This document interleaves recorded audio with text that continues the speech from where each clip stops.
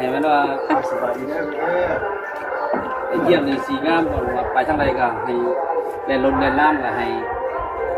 ปลอดภัยให้หาเงินหาคำก็ให้แม่ให้มาเด้อดูเอิมเด้อ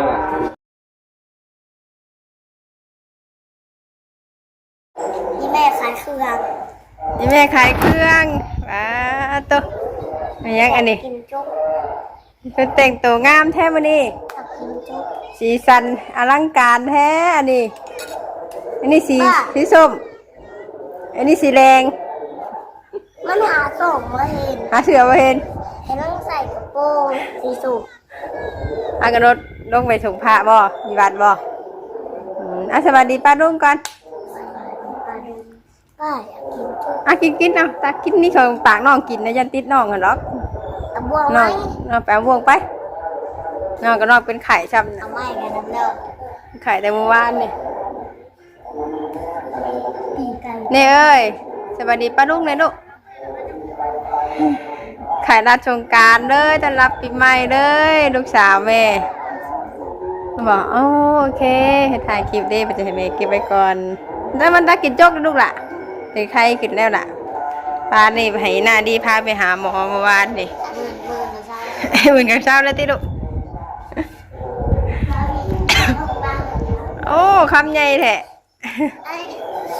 ไอ้ เจ้าสิติดน้ำกันนะ ป้องกันแม่บวงไม่เอา เจ้าว่ายานติดน้ำน้องบ่ไข่วัดใหญ่ได้นี่น่ะ ตาคือเอามาอยู่หานแม่เจ้าน่ะป้าสิดวกให้ แม่อยู่แม่มาชอบ แม่มาชะเขามอนขายเครื่อง ตอนแถวมันขายเครื่องอยู่แซ่บบ่ลูกล่ะทอเป็นไข่ได้กินข้าวโจ๊กเอาเพิ่นกิน ยังไม่กินข้าวหัว เพิ่นไหนสุดหนาคือบ่ซื้อมาเผื่อป้าแน่บ่ ดื่มสื่อ ลืมชื่อบ่กายสบายดีทุกป้าลุงเด้อหัวคอกันอีกแล้วประชาชนน้องนี่นี่ก็ไม่อยากกินโจ๊กน้ำน้องเจ้าพญาเจ้าพญาติดหายวัดน้ำน้องไม่บ่ฮะอาบน้ำอยู่บ้านคืนนี้พอบนกับม่ามคืนนี่ ไม่บอกว่า แดกพอบนกับคิดน้อยคิดใหญ่ยันลูกไข่นักเลยเอาเช็ดชู้หรอเช็ดชู้เช็ดลูกละ ป้า ไข่วัดใหญ่ ป้า คนกินยาเนี่ย ป้าไม่ได้เสียเงินมากกว่าเสียเงิน ไข่วัดใหญ่นะลูกแกะให้น้องไงลูก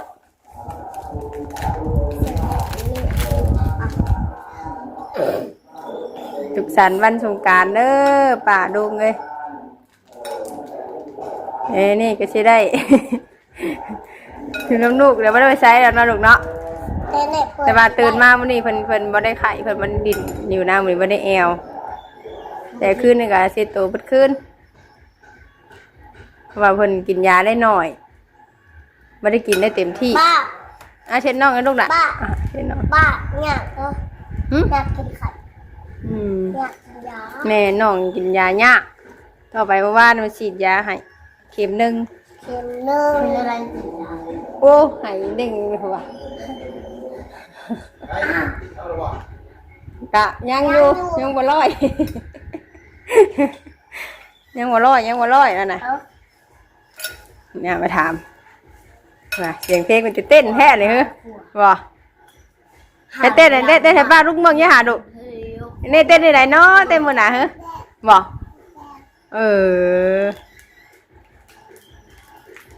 อันลูกเต้นอย่าหาลูกเต้นอย่าหา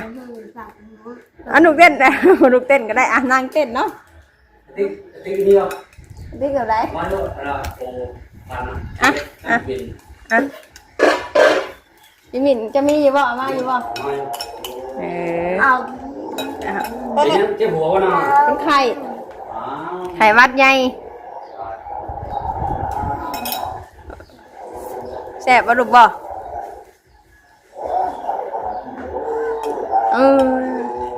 ใช้มันเบิดนะเบิดเฮ็ดให้แอมเฮ็ดใหม่ลูกล่ะเบิดก็เฮ็ดใหม่ลูกเนาะ เดี๋ยวให้ไอ้ปิวมาเอาน้ำพอน้ำเมย์เนาะ พูดได้คำนี้ก็บ่ได้ดอก ยังอ่ะ เพื่อนเดียวว่าเล็บให้ บอก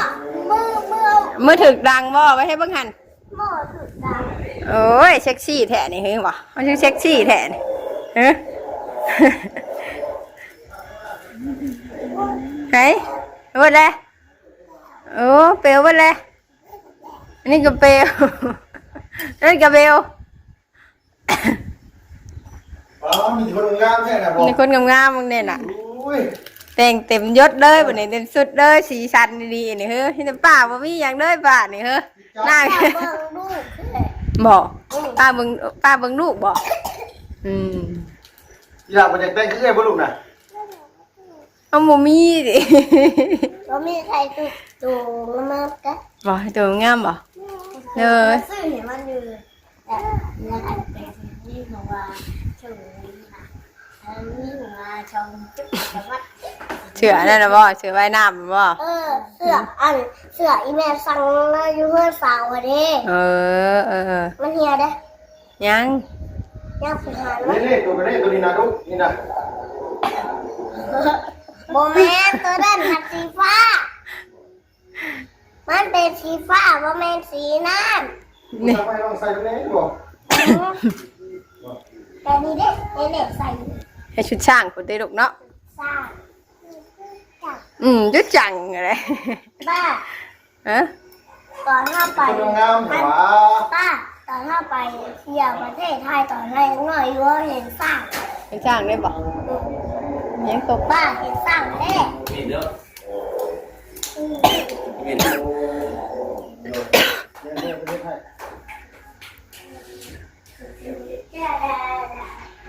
นี่นะสิลงโทษพระบ่ แล้วมันที่ไหน อืม มาบดคอเลย บ่ ก็กลัวเลย กดผัวเนาะมาแล้วเนาะเอ้ เขาพูด ย เดาแมวพูดให้เรา เห็นบ่ แมวพูดให้เราก่อน ได้เอ๊ะสิเกมนี่ แฮมแคนน้ำเหรอเฮ็ดปะเด้อ เห็นน้ำอะไรพวกน้ำหอมเสียอย่างน้ำให้ลูกเฮิม อ๋อ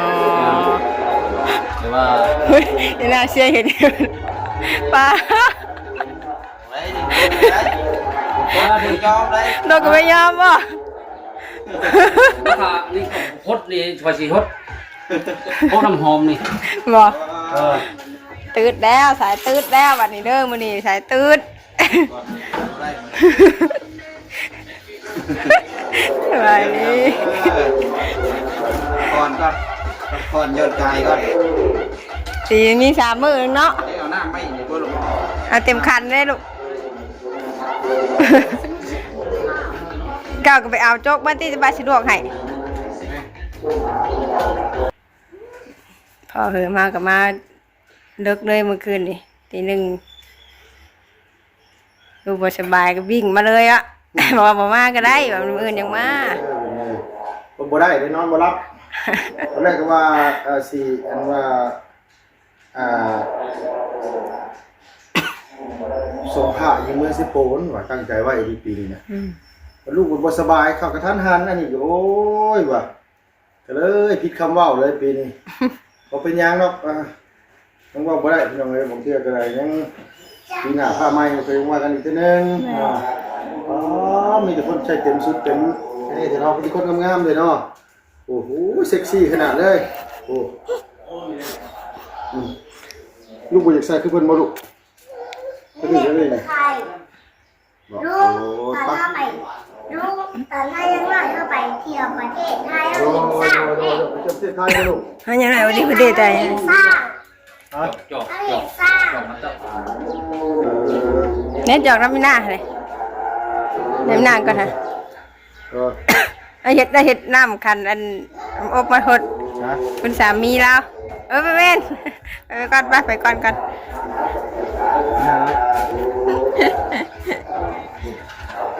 เอาตู้ขึ้นมาอีกว่าทีนี้เปิดธรรมะทั้งอย่างนั้นมันเปิดแน่นบ่จ้ะ สายพักผ่อนสายพักผ่อนมื้อนี้น่ะ เดี๋ยว มีแต่ห้อยเสือ ล่าวะเนาะ แห้งแท้ ออกล่าวะ ยากินยาได้หน่อยมันรถไข่บ่อยากลดไปใด ยาโบราณ แม่นอันนี้ได้ มีแต่ว่าให้ก็เตรียมพันผูกแขนให้นะเฮ้ย ทำแขนบ่ โดยพอเป็นอยู่ทางอเมริกาเป็นหน่วยจะให้ผูกแขนให้ลูกนะ เห็นให้ลูกก่อนบ่ เอา3 เส้นนะ เดี๋ยวโอ้เซ็กซี่แท้บ่ดีบ่นี่คนเซ็กซี่แท้ผู้บ่ดีว้าวยาวยาว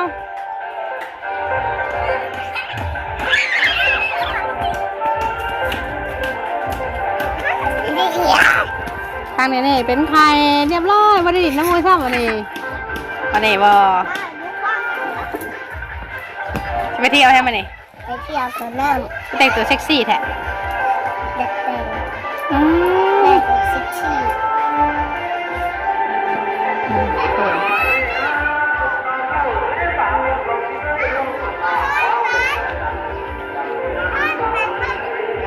เห็นได้ไหมบ่เป็นใครฮะเห็นได้ไหมบ่ลูกน้องเห็นได้ไหมบ่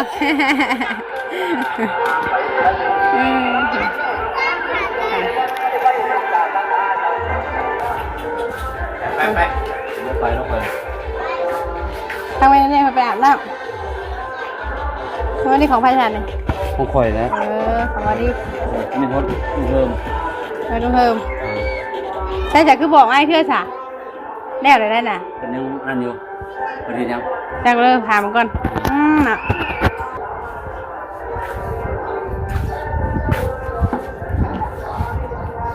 เฮ้ยเนาะแย่งเนี่ยแย่งอีกอยู่เลย มาแต่ใส่ก็มาแต่ฝรั่งเศสนะแก้วแรกได้เนี่ยเนาะฝรั่งเศสนี่กวดน้ำหอมแล้วคาร์โบโฮของกินเขาได้นี่ เราดูว่าเรากิน เนาะว่าน้ำดื่มแบบอย่างทุกอย่างเลย เจ้าโดนคุณหรือเปล่า วัดและสูงน้ำวัดอะไรกัน ข่อยฮดเจ้าคนก็ได้แต่ว่าเนาะเอาน้ำมีน้ำอบน้ำหอมอยู่ดีมีแห้งเนาะ ผ่าคุณแล้วก่อนเราจึงขึ้นมาชมให้เลยว่า ขอชงพี่ก็ได้ก่อนพอเนาะพูดกันจังห้าเนาะมาฮด โอ้ย ให้อยู่ดีมีแห้งเสียเลยไปล่างก็ปลอดภัยไปทางไรก็ได้หาเงินหาคำก็ให้วิวขึ้นหลาย ต่ำๆขึ้นแล้วเนาะ นะว่าครับก็คือกันได้ใช่กันแล้วอยู่ดีมีแห้งกันแล้วเนาะน้ำจิ้มน้ำมกน้ำหอมน้ำคำคูณ น้ำคูณ บ้านเมืองเรา น้ำคูณ บ่ได้ น้ ผมมีการมีงานจังเต็กตำเขาบ่ได้เหตุการณ์งาน ำครับเนาะยินเป็นชุกเรื่องมันเป็นสุขภาพร่างกายแข็งแรง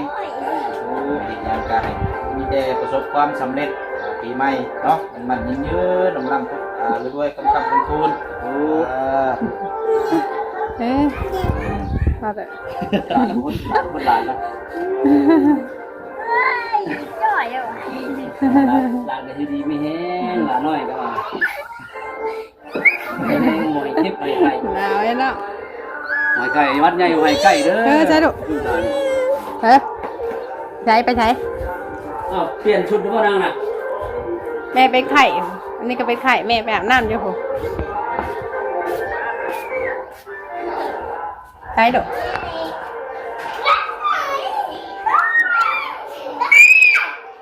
อย่าห้องลูกพักตรงไหนข้างล่างเนี่ยโต๊ะวันไหนแล้วเดี๋ยว อีหยังกันนี่เนาะ จะเด็ดน้ำโมก็มาเด็ด3 บาทแล้วแล้วจะยืนเบิ้งบาทเลยแล้วจะยืนเบิ้งมาดูบ่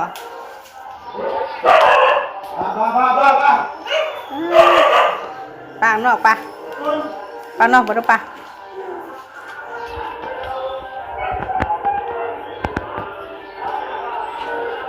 ดื้อแท้ ขึ้นรถต้องเกี่ยวอะไรหรอขึ้นรถต้องนี่ไงวะ วิสิกินเป็นที่ไม่ใช่ โอ้ยดิน อ๋อแล้วเคยติดต้มไม่ใช่คูณ ต้องมาจ้องมาจ้องใช่ป่ะ น่าจะเป็นนอแล้วบ่ มาจ้องไปจ้ะ มีสิกินในจานเด้อเจ้าของว่าฉันเจาะ ว้าเจ้าบอกว่า อยู่ดีกินดีท่องโชดเนาะ ว่าเรื่องหัวเจ้าก่ะ เด้อเด้อ ว่าเนี่ย เฮ็ดไปน้ำนิดน่ะเฮ็ดไปน้ำนิดน่ะ ครับผม คือว่า เราลอง คือว่าขึ้นอันนั้นไปพุ่นเป็นยังไงก็คิดฮอดคิดถึงอยู่เนาะ น้ำหอมใช่แล้วว่าน้ำหอม ใส่เรียบร้อยมาแล้ว ยัดด้วยเลย เออ เอาเพิ่มอีกพวก ล่าง ไหนเอาน้ำหอมในยางใกล้เขาจะคิวเฮ้ยเป็นอะไรพอแล้ว เห็นไหมว่า สบายดีเด้อ ไอ้เยี่ยมนี่สีงามก่อนว่าไปทางใดก็ให้เล่นรถเล่นล่างก็ให้รอดปลอดภัยให้หาเงินหาคำก็ให้แม่ให้มาเด้อดูเฮิมเด้อนี่เอง เอาผมขอบใจปีใหม่ฟ้าใหม่คือกันนั่นแหละลุงกันเลยเอาเบิ่งอย่าเผาอย่าเผา อันนี้ล่างช่วยให้มันเกี่ยงมันยังกันอ้าว เอาวันนี้เด้อปีใหม่ฟ้าใหม่แล้ววันนี้เด้อปีนี้ก็เริ่มต้น มีแต่ ปีใหม่ มัน แน่ แน่ พี่น้องปีนี้ไปมีแห้งคือกันได้เจ้ากันเด้อเอา เฮ็ดไรเฮ็ดหยังนะมีแต่กาวมือมันตีนกันเลย ผมจะได้ครบไข่มีปีใหม่ขอให้ร่ำให้รวย ทุก อย่าเจ็บอย่าจนสิ่งสำคัญในวันนี้เด้อมันใกล้สิฮอดหน้าหน้าเอาเมียเด้อวันนี้เด้อ โอ้ย เพราะว่าซอยลูกกาลูกมุ่ง ว่าถึง แหละ ว่าถึงลูกถึงเมียเนี่ยโอ้ยได้อย่าบอกว่าอะไรมันอยากได้ได้เนาะคำบอกมาเลย อยากได้ ใครจะบอกว่า ยังได้อยู่บ่ โยเนาะธรรมดาเนาะใครบ่อยากได้ลูกได้เมียเนาะต่าง เอาบ่ได้ลงวัดบ่ลงในวัดน่ะ บ่ได้ลง บ่ได้ลงพอดีแหละคอยซีนว่าให้เจ้าวันว่าช่วยอันว่าเอาพระลงมาเด้ หาอยู่ถึงบ่ แม่น มีรถเป็นมันจังหาบ่อยู่อะไร เดี๋ยวเฮ็ดใหม่ก็ได้อันนี้เฮาโคตรเฮาเลยรถพระตำรางก็บ่เป็นแนวแหละ โอ้เนาะข่อยก็ลืมมันเลย ไม่ ข่อยก็ลืมพดพระทรงพระข่อย พระเจ้าอยู่ไส ลืมเหมือน คุณนี่น้อยเป็นไข่พี่น้องเมื่อคืนนี่ก็เลยพาเอาแล่นลงมาก็ดึกแต่นั้นมาฮอดพี่บ้านมุ้งเมื่อคืนนี่น่ะ ฮอดบ้านมุ้งพอดี บ่ได้ยินเสียงกายมาได้ยินเสียงแววว่าเกิดแม่นแล้วอ่ะ ตีหนึ่งยังมานอนอยู่ติ ฮะ ยังมานอนอยู่ว่าตีหนึ่งกันนะ ข่อยก็ยังบ่ทันนอน จะมาในการเขียนบ่ได้อยู่ว่าได้กิน บ่ได้นะข่อยกิน เขา ข้าว ก็ ก็ ตึกปลาว่ามีหยัง กินข้าวก็ส่งพักมื้อเช้านี่ สร้างเป็นอะไรคนซื้อปิ้งไก่มาอยู่หั่น กินข้าวส่งพักเช้านี่ ปลาปูก็บ่ได้บ่ บ่ได้บ่ได้ไปหาเฮ็ดไรเฮ็ดแปลงไรสองมื้อเลย ได้เลย ไรแล้วมื้อนี้ตีนมือนี่ ขึ้นแล้ววันนี้ เอาลงแล้วบัดลุดหัวกระดูกมันอันนั่นลุดว้าวน่ะว้าวนี่ดอก เอาคือเฮ็ดเจื้อกันตอนเช้า เอาหมู่ว่าหมู่เฮ็ดเป็นเนาะหมู่ว่าได้ว่ามันเอาลงแล้วมันบ่ได้ข่อยว่า ว่าง่ายว่าว่าได้หาช่างใหญ่เด้ จะบอกปัญหา ว่า สร้าง ว่าอยากเวดร้าย สร้าง เนาะ น้อยนะเฮาก็บ่มีเงินเพียงพอเนาะ เพราะว่าเฮากับมีประสบการณ์ทางนี้ เอา ได้ สำ เล ได้ ย สำนึงก็ได้เอาน้ำแสนบ่น่ะบัดเฮ็ดแล้วโดนห้องบ่ได้จักแสนมันแบบบ่ได้เด้แปลงก็บ่ได้เนาะ ได้ แปลงบ่ได้ข่อยก็บ่มีเงินให้กันเด้อว่าซื้อกาวเด้อโปรงกาวนั้นบ่รู้ท่าน่ะเป็น10ปองข่อยบ่กล้าไปซื้อน้ำห้านเพิ่น ที่ยิงปมเดียวก็เรือตายแล้ว โอ้ยเนาะ มันใช้ลายไปจักมันจังนั้นแห่งมันจังรุดน่ะ สองปองก็พอแต่ก็ จะปองเดียวกันยังพ่อนะ อันนี้รวดช่าง เล ใหญ่ ย ช่างใหญ่เพิ่นเฮ็ดเอาปีกไก่ท่าสำหรับ แม่เอาเป็นช่างแย่ประเทศ ปีไก่ เพื่อแม่น้องเปียวเพิ่นขายปกกาวนั่นข่อยเฮาบ่กล้าชื่อบ่ได้จะเราฮะเอาเนาะชื่อไปทิ่มนี่โดนะลวดจกของลูกย่อยว่าเอาเฮ็ดเบ็ดได้นี่ว่ะโอ้ยว่ะโคตรดีโดนะชื่อวิตามินซีกินก็ใครกลัวเขาว่ะเอาเนาะดีโดเลย โดดเด่นน่ะ ไปลงวัดได้ปะ โดย ปลาซะโอเคฉันเอาให้พี่น้องเอ้ย งานกำลังเลย เป็นมือกล้องให้แม่เน่ๆเพิ่นอาบน้ำแล้วคลิปนี้ก็ให้ลุงคนลาเลยอ่ะ โดยเอาพี่น้องเอ้ยเนาะคลิปนี้ก็ โยม ลุงกับมานี่แหละลูกบ่สบายก็เลยมาส่งน้ำพระอยู่บ้านอยู่ซอยนี่แหละนี่ก็สิเอาพระอยู่เทิงๆลงมาพี่น้องเอ้ยก็สิเอาพระลงมาแล้วก็สิเอิ้นว่าไงส่งน้ำพระเรียบร้อยก็สิขึ้นไปแต่งขันหาขันแปดนี่แหละเฮ็ดให้มันจบงามมือปีใหม่แล้วเนาะพี่น้องจังได๋ก็ ให้ลูกขอบคุณขอบคุณหลายๆเด้อเพิ่นเลยขออยู่ดีมีแฮงเบิดสุขสุขคนขอให้ร่ำให้รวยไปแล้วพี่น้องๆบ๊ายบายเด้อโดย